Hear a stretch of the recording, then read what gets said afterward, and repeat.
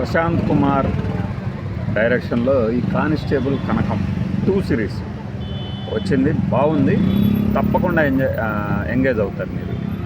మనవాడు ఈ బొబ్బిలి సురేష్ అనుకుంటా మ్యూజిక్ చక్కగా ఎలివేట్ చేశాడు కథనాన్ని. ఫస్ట్ సీజన్ చూసిన వాళ్ళని సంతృప్తి పరుస్తుంది ఈ కనకం. వర్ష బొల్లమ్మ, మేఘలేఖ, రాజీవ్ కనకాల, ఇంకా జ్వాలాముఖినో రవినో ఎవరో కొంతమంది ఉన్నారు క్యారెక్టర్స్. బాగా ఉంటుంది మీకు. ఎక్కడ కూడా నాకు తెలిసి ఒక 5 నిమిషాలు కూడా బోరు పడదు. అఫ్కోర్స్ ఈ సినిమాటిక్ నవలలు కానీ లేకపోతే నావెల్ బేస్డ్ సినిమాలు కానీ మనం చదువున్న చూసిన అనుభవం ఉంది కాబట్టి చివరిలో ఒక క్లైమాక్స్లోని ట్విస్ట్ని ఈజీగా పసిగట్టగలుగుతారు. ప్రేక్షకులు అందరూ ఆ 5తోనే చూస్తారని కాదు, కానీ చక్కగా ఉంది. ఒక థ్రిల్లర్ సిరీస్ ఉండాల్సినటువంటి లక్షణాలన్నింటినీ 2వ సిరీస్లో చక్కగా అమర్చాడు దర్శకుడు.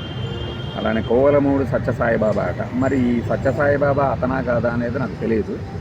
మన ఇంటింటా అన్నమయ్య, అంతకుముందు వీడెక్కడ మొగుడండి బాబు అనే ఒక జులపాల సాయిబాబా ఒక ఆయన ఉన్నాడు కదా. కాదు ఆయన కాదండి, ఆయన జాగర్ల మూడు అనుకుంటారు, గుర్తులేదు నాకు సరిగ్గా.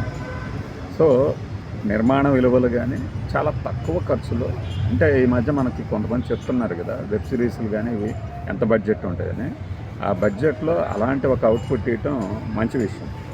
కానిస్టేబుల్ కనక మహాలక్ష్మి పార్ట్ 2 అనేది చాలా ట్విస్టులతో మీరు ఎట్పార్ హిందీ కానీ మలయాళ సిరీస్ కానీ చూసినప్పుడు ఆ స్థాయిలోనే ఉంది.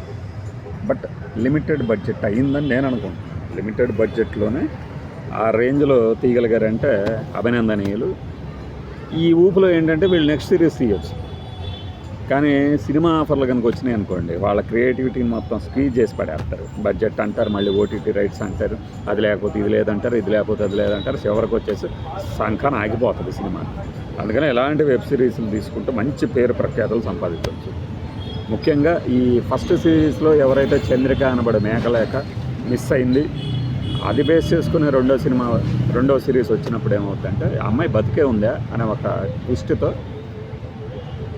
దాంతోనే మొదలుపెట్టేసి ఎలా ఆ అమ్మాయిని కనుక్కున్నది హీరోయిన్ వర్ష బొల్లమ్మ ఉరఫ్ ఈ కనక మహాలక్ష్మి అనేది చూస్తాం. కొద్దిగా సెంటిమెంట్ పాళ్ళు కూడా ఎక్కువ ఉంది ఇందులో, టచ్ చేస్తాయి కొన్ని సన్నివేశాలు. మేము ముఖ్యంగా నాకు తండ్రి అంటే ఈ అమ్మాయి తండ్రి చనిపోతాడు. కానిస్టేబుల్ అవ్వాలనేది ఆయన కోరిక అయితే చివరిలో అది నెరవేర్చి చచ్చిపోయినప్పుడు, అంటే ఈ అమ్మాయి వచ్చి కళ్ళ ముందు కనిపిస్తుంది కదా, చచ్చిపోయినప్పుడు చెప్తుంది అనమాట, నాకు తండ్రి ఒక ఉద్యోగాన్నే కాదు ఇంకొక తండ్రిని కూడా ఇచ్చాడు, దేవుడు చాలా గొప్పవాడు అన్నప్పుడు రాజీవ్ కనకాల ఎక్స్ప్రెషన్స్. అంటే ఒక వెబ్ సిరీస్, ఒక థ్రిల్లర్ వెబ్ సిరీస్లో ఇలాంటి వాటికి కూడా చోటు ఉంటుంది అంటే తీసుకున్న కథను బట్టి అలా చక్కగా ఉంది. మీరు ఎంజాయ్ చేస్తారు. ఇంకా కొన్ని క్యారెక్టర్లను ఏంటంటే జస్ట్ మనం బడ్జెటే కాదు, సాధారణంగా మనలో తిరిగే క్యారెక్టర్లు ఆ తర్వాత కాలంలో విపరీతంగా ఎలా మారతాయి అన్నదానికి నిదర్శనంగా కాబోలు ఊరు పేరు లేని ఆర్టిస్టులు, ఎవరికి తెలియని ఆర్టిస్టులు కూడా తీసుకున్నారు. అది చాలా మంచి విషయం. ఇంగ్లీష్లో చెప్పాలంటే actually that's a good thing.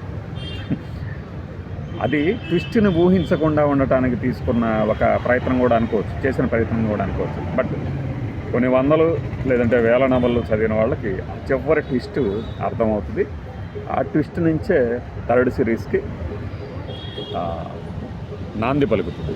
ఇది భరతవాక్యం, సెకండ్ దానికైతే నాంది వాక్యం. అంటే అది ఎండ్ అయితే అక్కడి నుంచి ఆ ఎండ్ నుంచి ఇంకా బిగిన్ అవుతుంది 3rd సిరీస్ అనేది.